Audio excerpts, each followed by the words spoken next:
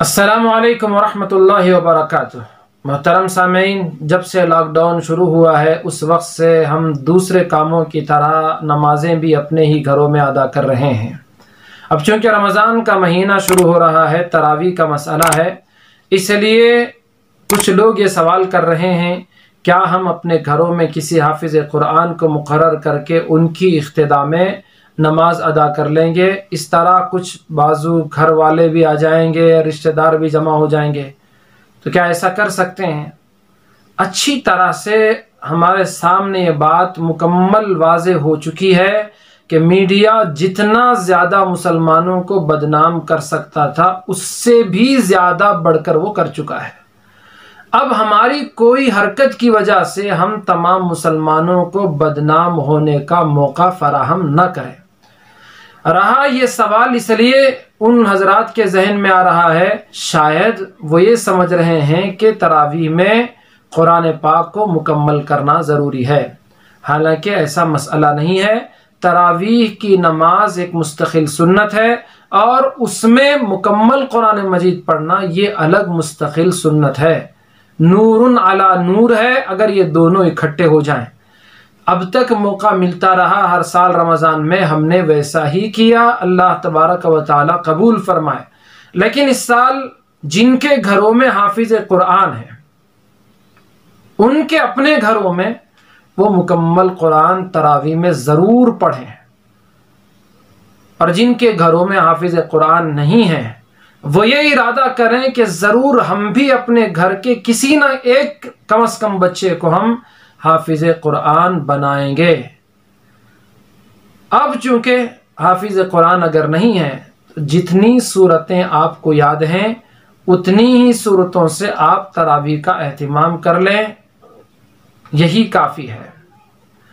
اگر کسی کو 20 صورتیں یاد نہیں ہیں، 10 صورتیں ہیں، تو انہی کو 2 مرتبہ پڑھ کے 20 رکعت مکمل کریں۔ اگر کسی کو صرف 2 ہی صورتیں یاد ہیں تو 2 ہی صورتوں کو آپ نماز شروع کرتے ہیں، سورہ فاتحہ کے بعد ایک سورت پڑھے، پھر دوسرے رکعت میں سورہ فاتحہ کے بعد دوسرا سورہ پڑھے، پھر سلام پھیرتے ہیں، پھر دوسری 2 رکعتوں میں پھر انہی 2 صورتوں کو دہراتے رہیں، اور 4 رکعت کے بعد تسبیح پڑھنا بھی جیسے مسجدوں میں پڑھتے ہیں ضروری نہیں ہے۔ آپ کو جو آتا ہے، سوم کلمہ، چارم کلمہ، یہ تسبیح میں شمار ہے، آپ پڑھیں، درود شریف پڑھیں، استغفار پڑھیں، دعا کریں، یہ سب کر سکتے ہیں ہر 4 رکعت کے بعد۔ اس طرح آپ اپنی نماز مکمل کریں۔ جماعت کے ساتھ نماز پڑھنا کوئی دشوار کام نہیں ہے، جیسے آپ انفرادی نماز پڑھتے ہیں ویسے ہی جماعت کی نماز۔ فرق بس اتنا ہے کہ امام جہری نمازوں میں زور سے قرات پڑھے گا، سورہ فاتحہ ضم سورہ زور سے پڑھے گا، اور پیچھے رہنے والے خاموش سنتے رہتے ہیں۔